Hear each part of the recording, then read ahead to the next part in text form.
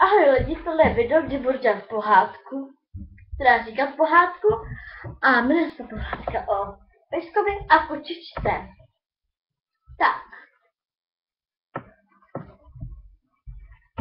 Pohádka o pejskovi a kočičce.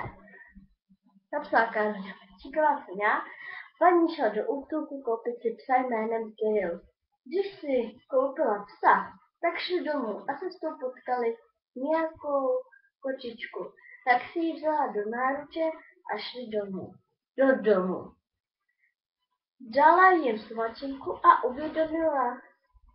uvědomila, že dá kočičce jméno Mini. Tak ta paní se jmenuje Andrejka a tak si šla nakupovat potraviny na polívku. Pejsek zaštěkal.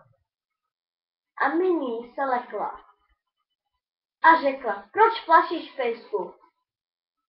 Když tam byla v rohu myš. Aha, to jsem nevěděla, tak já ji sním. Tak, pište mi do odkazu do komentáře, doplňte to, pište mi to do komentáře, já se vám loučím a pište mi do komentáře, co tam mám ještě napsat, třeba paní šla tohle, tady Andrika, tam zpátky a takhle. Tak já se vám loučím stranou a bude nějaká soutěž a bylo mi iCardley, že nějaký balíček a pak tak až uhádnete, tak vám tak pošlu pak mi pošlete vaši adresu, abych to věděla, abych to udělala poštu. A ta otázka zní: tři mužičci šli plavat do bazénu, ale jen dva měli ukryvat. Jak je to možné? Kdo to uhádne, vyhraje balíček. A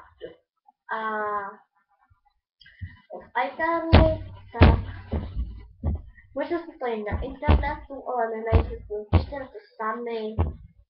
Tak klidně najděte na internetu a musíte mi psát do komentáře, kdo to uhádnul jako první. Pak rozhodnu, kdo to uhádnul, když se udělám víc balíčků, kdo věděl správnou odpověď. Takže já se s vámi loučím, ahoj.